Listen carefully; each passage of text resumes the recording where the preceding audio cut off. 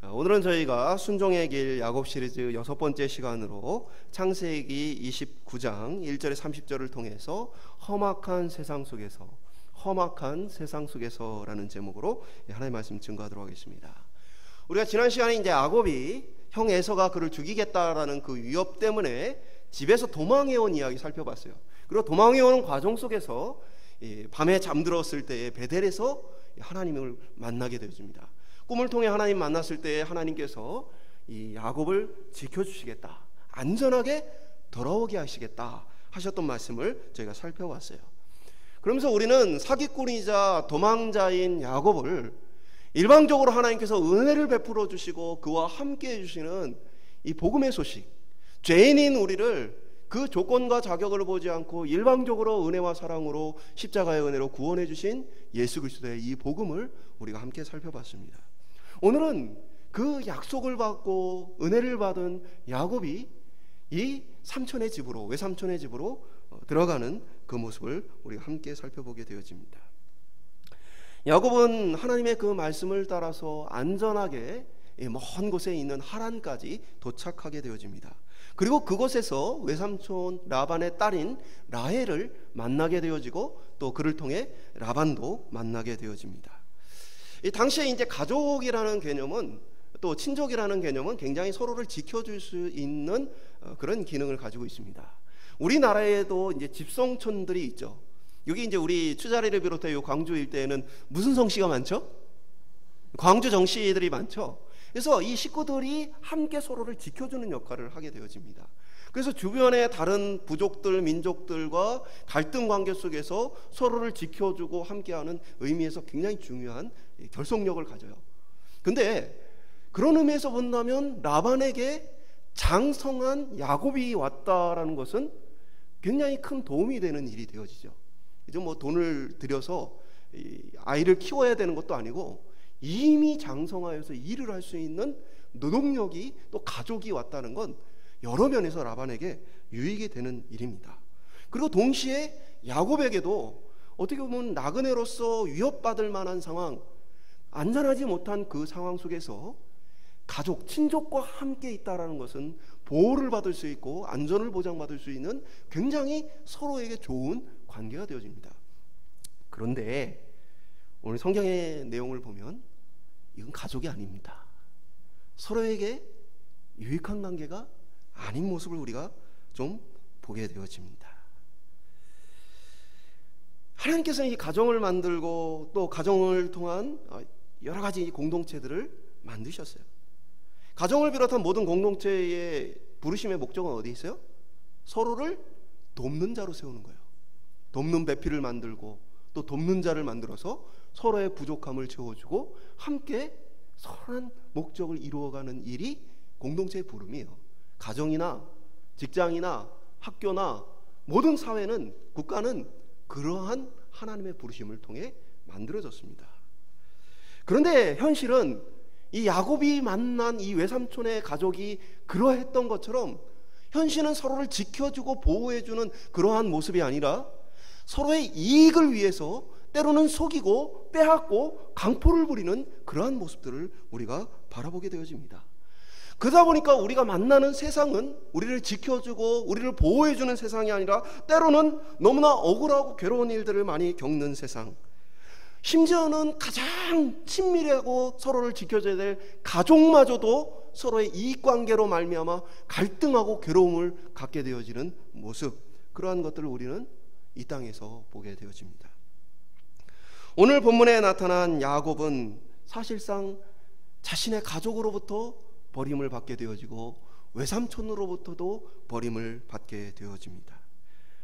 험악한 세상 속에 버림받은 우리의 삶, 어떻게 보면 이 야곱이 세상을 향해 첫 발을 내딛고 걸어가는 이 인생의 어려운 걸음 속에 어떻게 그 길을 걸어가게 되어지는가, 그리고 하나님의 그를 지키시겠다는 약속은 어디에 있는가.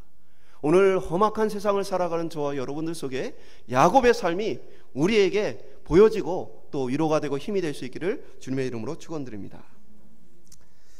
야곱이 걸어간 이 하란까지의 거리는 굉장히 위험한 길이었어요. 안전하게 잘 도착했습니다.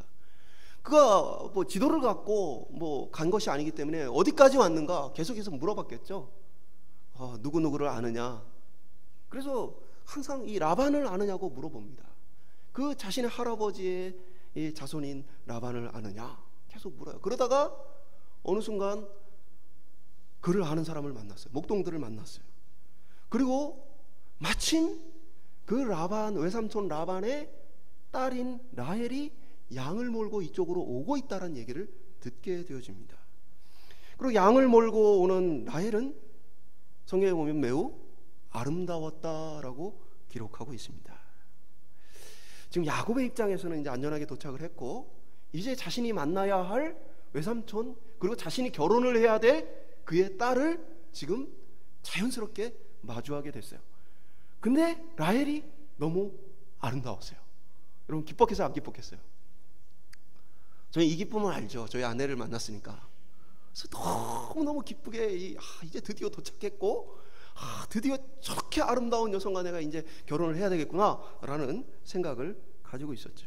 그러니까 이 야곱이요 굉장히 이렇게 그 뛰어난 모습을 좀 보게 되어져요. 라헬을 만나고 나서 10절에 보면 야곱이 그의 외삼촌 라반의 딸 라헬과 그의 외삼촌의 양을 보고 나가 우물 아기에서 돌을 옮기고 외삼촌 라반의 양떼에게 물을 먹이고, 가자마자 이 우물에 있던 돌을 옮겨서 라헬이 끌고 온 양에 물을 먼저 먹이는 모습을 보게 되어집니다.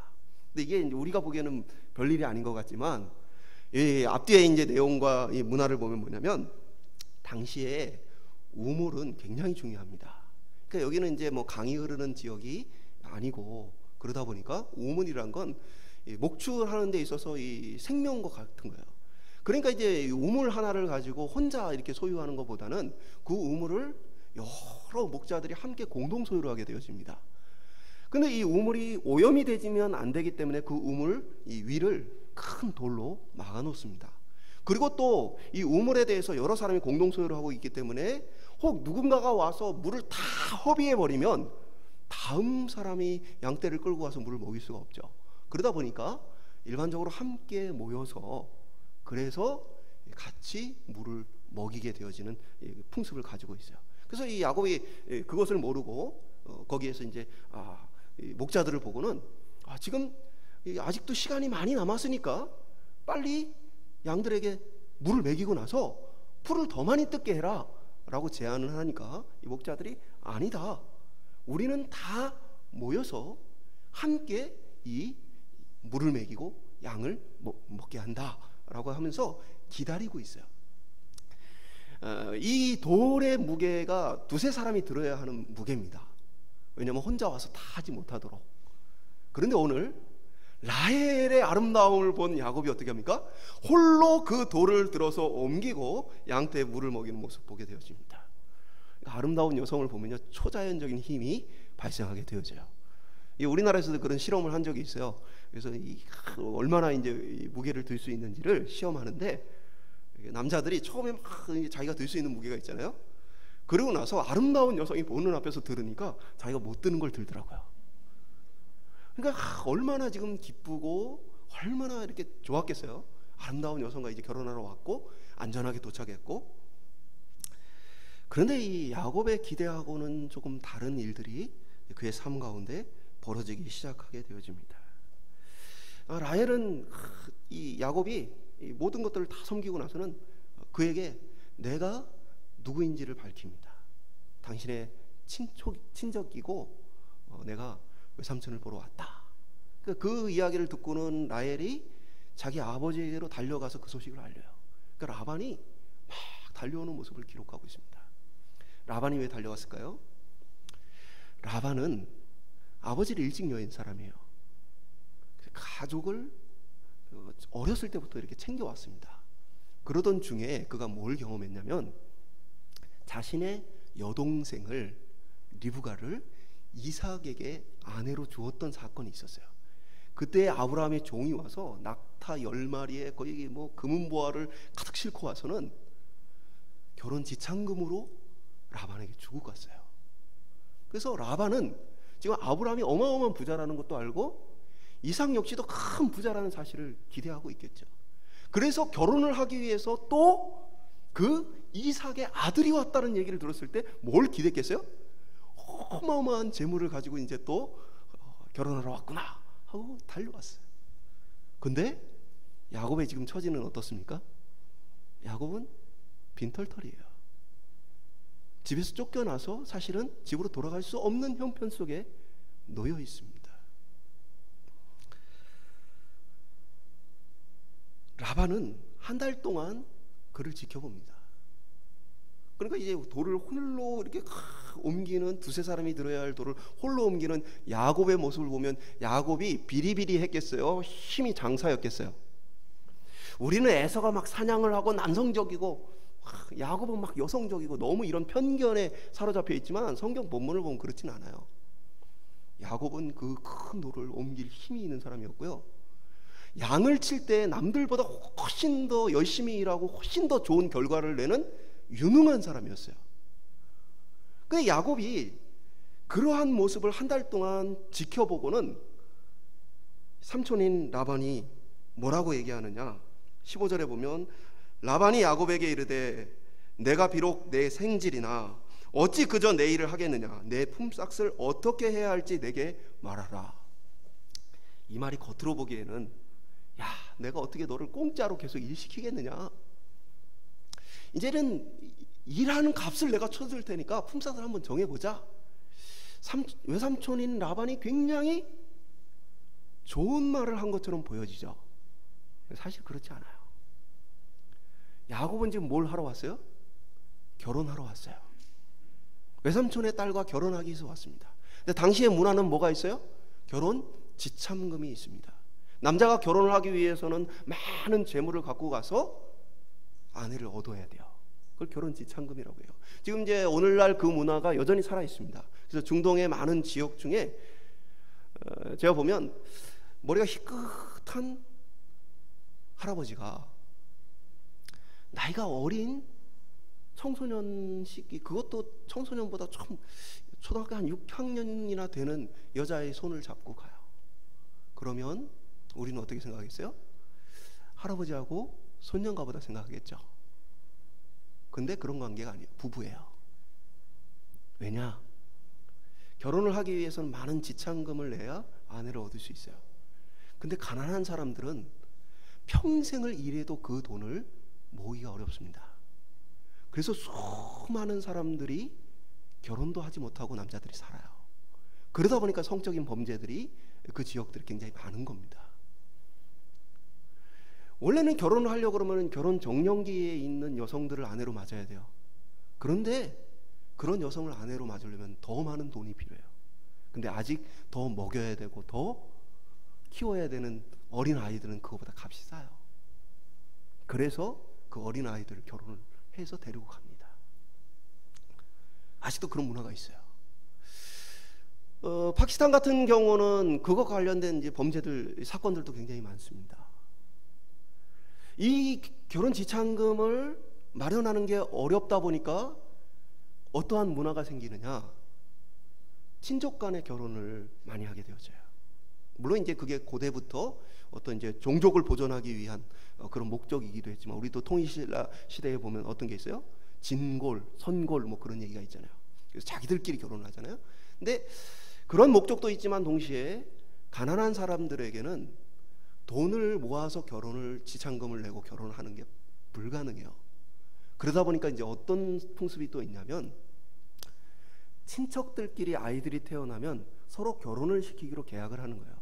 그래서 우리에게 딸이 생기면 너희 아들에게 줄게.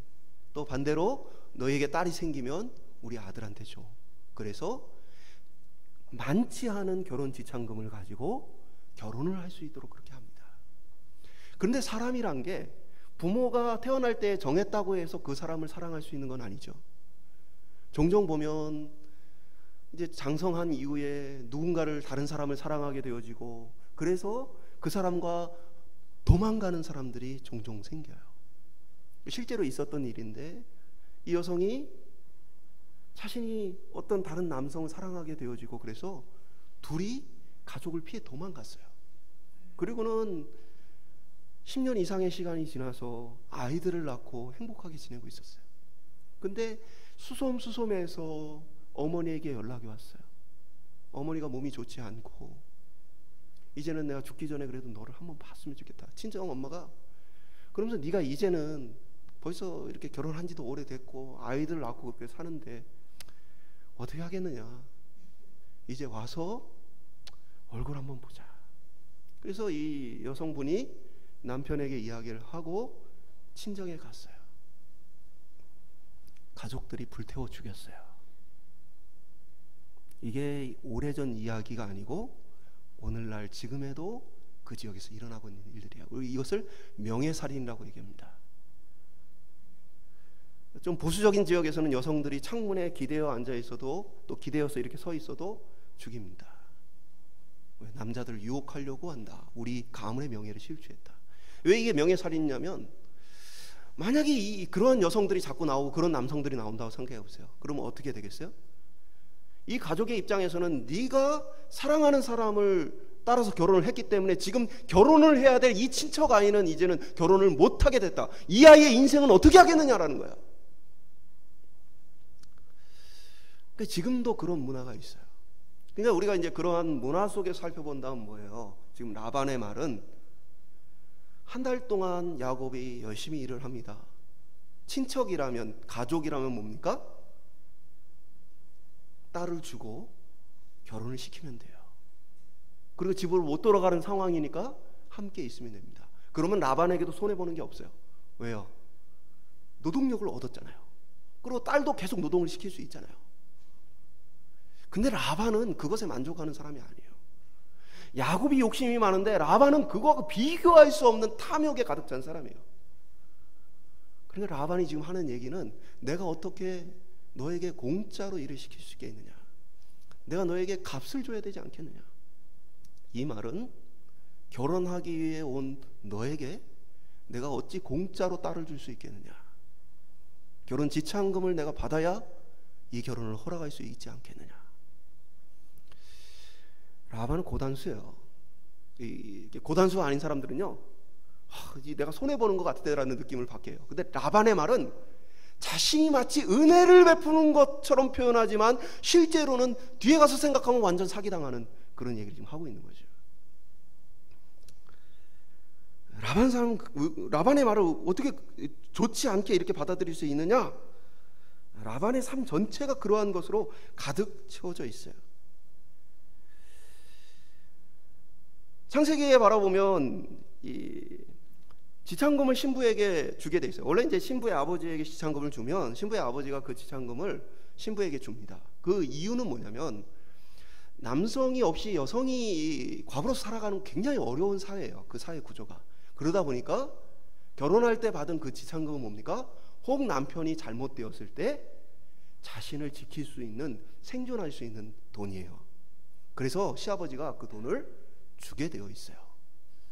근데 라헬과 레아, 이 라반의 딸들은 나중에 뭐라고 얘기하냐면 창세기 31장 15절에 보면 아버지가 우리를 팔고 우리 돈을 다 먹어버렸으니 아버지가 우리를 외국인처럼 여기는 게 아닌가.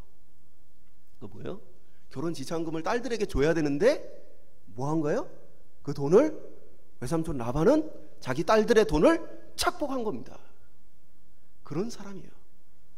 딸들에게도 자신의 이익을 위해 그들을 이용할 생각을 하는 사람이지 너무나 비정하고 탐욕에 가득 찬 사람이에요.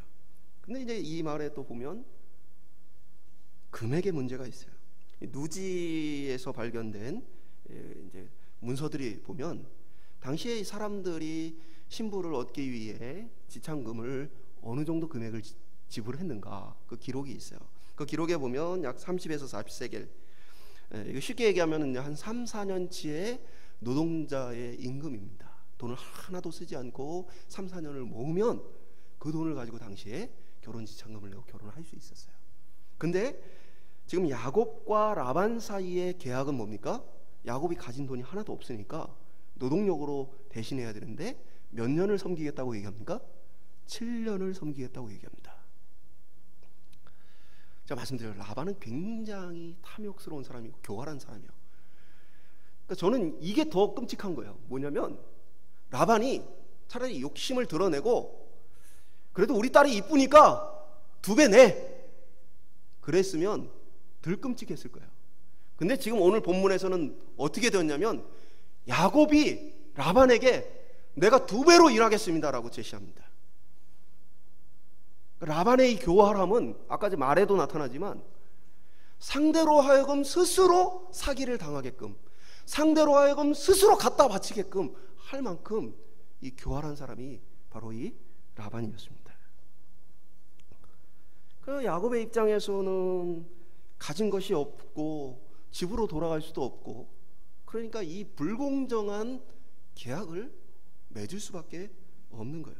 한편으로 부모님이 그에게 하셨던 말씀, 또 하나님께서 그 가문에 하셨던 말씀을 따라서 이 외삼촌 라반의 가정에서 아내를 맞이하여 하기 때문에 야곱은 어쩔 수 없이 사기를 당하는 상황 속에 놓여 있습니다. 근데 외삼촌 라반의 횡포가 그것으로 그치지 않아요. 7년의 종살이를 했습니다. 그리고 이제 라헬을 주지 않으니까 야곱이 요구합니다. 이제 기한이 됐습니다. 이제는 내 아내를 주십시오 라고 요구를 해요. 그러니까 알았다라고 얘기를 합니다. 근데 25절에 보면 아침에 일어나 보니 자신이 결혼하려 했던 사랑하는 라헬이 아니고 그의 언니 레아입니다. 라헬은 아름다운 여인이었고 레아는 그러지 못했어요. 근데 더 기가 막힌 것은 외삼촌 왜 내게 이렇게 했습니까? 제게 이렇게 약속하지 않았습니까? 제가 그래서 7년을 일하지 않았습니까? 그 억울함을 호소하는 야곱에게 라반은 미안하다는 한마디가 없습니다. 그러면서 다시 조건을 내밉니다. 뭐냐? 그러면 7일을 더 채워라. 7일 후에 라헬을 너의 아내로 다시 주겠다. 왜냐? 우리 풍습에는 언니를 시집 보내지 않고 동생을 먼저 보내는 법이 없어서 이렇게 했다. 그러니까 7일만 더 일을 해라. 그러면 7일 후에 둘째인 라헬도 아내로 주겠다. 단 그 지참금으로 7년을 더 일해라. 라반이 얼마나 교활한 사람인지 알죠? 그러니까 만약에 처음부터 7년을 네가 라헬을 위해 또 일을 해라. 그러면 야곱이 뭐 할 가능성이 있어요? 야곱이 어차피 그 가족 중에 하나 아내를 얻었으니까 돌아갈 가능성이 있어요. 그러니까 그렇게 하지 않도록 7일만 일하면 이제 네 사랑하는 그 여인하고 살 수 있어요. 7일만 일하면. 단 7일 일한 이후에는 7년을 다시 일해야 돼요. 라반은 야곱이 굉장히 유능한 사람이었기 때문에 안 놓아주려고, 이용해 먹으려고 교활한 모습을 보게 되어져요. 라반의 입장에서는 지금 어마어마한 이득을 취했죠. 지금 지참금 2배씩 챙겼어요. 심지어는 레아는 좀 아름답지 않아서 시집 보내기 좀 어려웠는데 똑같이 2배를 얻었어요. 거기에 원래는 이제 지참금 받았으니까 남편 따라서 가야죠. 그런데 지금 야곱의 상황은 집에 못 돌아가는 상황이에요. 형 에서가 죽인다고 그러니까.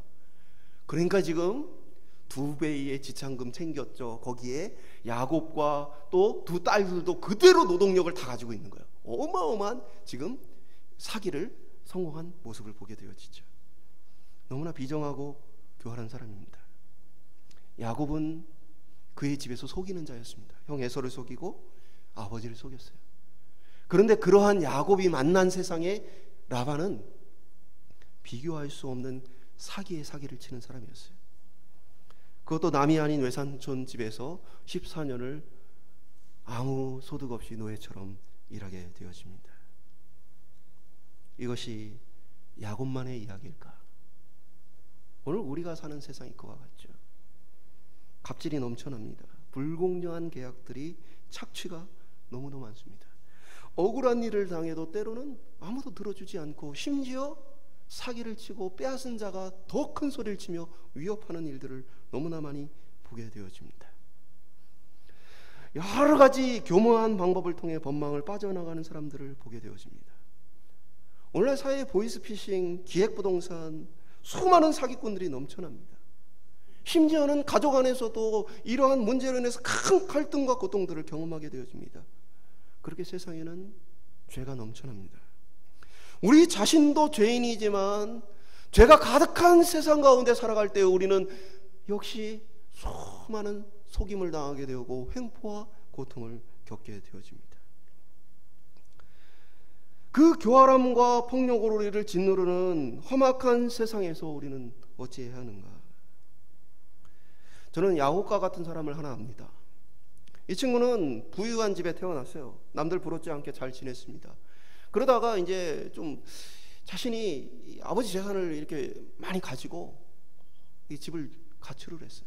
그러니까 처음에는 이제 돈이 많으니까 그걸 가지고 뭐 하고 사용하죠. 기뻤겠죠. 근데 돈이란 게 내가 쉽게 얻은 것은 쉽게 쓰게 되어지죠. 그러니까 뭐 이건 시간의 문제지 금방 그 돈을 다 낭비하게 되어집니다.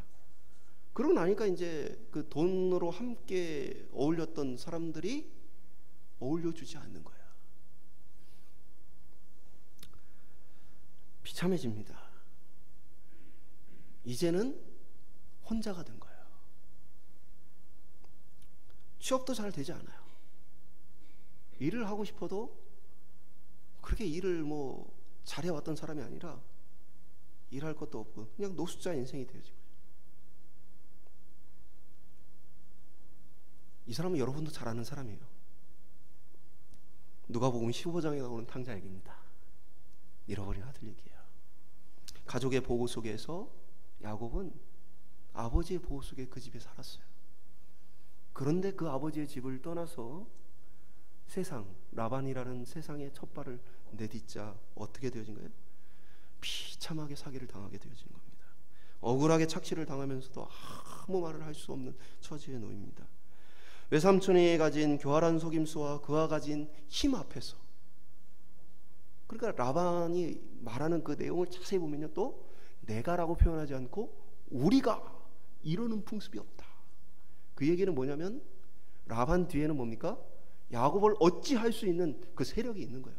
가족들을 비롯해서 라반의 세력이 있는 거예요. 굉장히 큰 위협입니다. 이게 혼자인 야곱에게, 아무도 도와줄 자가 없는 그 야곱의 그 억울한 상황 속에서도 그 폭력 앞에서 어떻게 할 수가 없는 모습을 보게 되어지는 것이죠. 우리는 야곱과 같은 사람을 또 하나 알아요. 그분은 바로 예수 그리스도십니다. 예수님은 하나님의 아버지의 집을 떠나서 비천한 인간의 모습으로 인간의 세상에 오셨어요. 사람들에게 비난을 듣고 억울한 누명을 쓰고 매를 맞고 조롱을 당하며 십자가의 죽임을 당하게 되어집니다. 그러면서 히브리서 기자는 이것에 대해서 이렇게 말해요. 4장 15절을 통해 우리에게 있는 대제사장은 우리의 연약함을 동정하지 못하실 리가 아니요 우리의 모든 일에 우리와 똑같은 시험을 받으신 이로되 죄는 없으시니라. 그러니까 우리가 이 땅에서 겪는 많은 일들을 뭐예요? 주님께서 친히 이 땅에 오셔서 다 경험하셨다 말하고 있는 것입니다. 우리가 험악한 세상에서 억울한 일을 당하고 폭력과 압제에 고통받으며 우리의 고통에 아무것도 대답하지 않는 그러한 시간들을 겪게 되어집니다. 아무도 나를 도와주지 않는 외로움 속에 때로는 빠지게 되어집니다. 그런데 그런 우리를 예수 그리스도는 이해하십니다. 그가 그 모든 것들을 경험하셨기 때문입니다. 그럼 우리는 이게 물을 수 있어요. 하나님 어디 계십니까? 아니 야곱을 지켜주신다고 하지 않았습니까? 야곱과 함께 하신다고 하지 않았습니까? 근데 야곱이 14년에 이 고통을 당하는 동안 하나님은 어디 계셨습니까? 오늘 우리의 삶은 마찬가지죠. 이 땅을 살아가면서 사기를 당하고 고통을 당하고 어려움을 겪을 때 하나님 어디에 있어요? 하나님 나의 하나님 아니에요? 나를 불러주셨다고 임마누엘이라고 하지 않으셨어요? 하나님 어디 계셔요? 나를 기억하고 있는 것은 맞습니까? 네, 하나님이 맞기는 한 겁니까? 당신이 정말 공의로운 분이 맞습니까? 그러나 우리는 야곱의 이 여정 속에서 변함없는 하나님을 발견하게 되어져요. 한 달 가까운 위험한 이 여행길에 야곱은 안전하게 하란까지 도착합니다. 하란에 도착하여 우연처럼 보여지지만 바로 순적하게 자신이 만나야 할 라헬을 만나게 되어집니다. 야곱이 억울하게 모든 것을 그의 힘 앞에, 그의 교활함 앞에 다 빼앗긴 것처럼 보여지지만 하나님은 그로 빈손으로 돌아가게 하시지 않습니다. 이후에 어떻게 됩니까? 라반과 그 아들들이 우리의 모든 것을 야곱이 다 뺏었다라고 말할 정도로 하나님께서 어떻게 보면 14년에 착취당한 빈손을 하나님께 채워주시는 모습을 보게 되어집니다. 마치 출애굽 때에 이스라엘 백성들이 애굽에서 종살이하며 고통당했던 그것에 대해서 그들로 하여금 빈손으로 나오지 않고 애굽의 모든 보화를 가지고 나오게 하셨던 것처럼 하나님은 야곱의 이 고통에 침묵만 하셨던 것은 아닙니다. 그리고 무엇보다 야곱으로 이후에 많은 가족과 종들 재물을 가지고 안전하게 집으로 돌아오게 하십니다. 우리가 고통을 당할 때는 지금 하나님이 우리를 지키지 않는 것처럼 보여지고, 우리가 억울한 일을 당할 때는 하나님의 약속이 어디 있는가를 우리가 돌아보게 되어지지만, 창세기 28장 15절에 지난 시간 하나님께서 야곱에게 하셨던 약속은 무엇입니까? 내가 너와 함께 있어 내가 어디로 가든지 너를 지키며 너를 이끌어 이 땅으로 돌아오게 할지라. 내가 내게 허락한 것을 다 이루기까지 너를 떠나지 아니하리라 하신지라. 사실 이 말씀대로 뭐예요? 야곱은 안전하게 살았고 안전하게 집으로 돌아왔습니다. 하나님은 야곱의 모든 과정 속에 개입하셔서 역사하셨어요. 우리도 이 야곱의 인생과 똑같은 하나님의 약속을 받은 사람들입니다. 우리는 예수 그리스도를 약속받은 사람이에요. 예수 그리스도의 또 다른 이름이 무엇입니까? 임마누엘이에요. 하나님이 너희와 함께 하시겠다는 겁니다. 사도 바울은 이 임마누엘 되시는 예수 그리스도를 이렇게 확신했습니다. 로마서 8장 38절과 39절을 통해 내가 확신하노니 사망이나 생명이나 천사들이나 권세자들이나 현재일이나 장래일이나 능력이나 높음이나 기쁨이나 다른 어떤 피조물이라도 우리를 주 예수 그리스도 안에 있는 하나님의 사랑에서 끊을 수 없느니라. 확신한 거예요. 기쁨, 아픔, 고통, 많은 것들이 우리에게 있을 수 있지만 그러나 우리를 예수 그리스도로부터 끊을 수 없다. 야곱에게는 뭐가 있었어요? 돌아갈 집이 있었어요. 오늘 우리에게는 뭐가 있습니까? 예수 그리스도를 통해 우리에게 약속해 주신 하나님 나라 천국이 있습니다.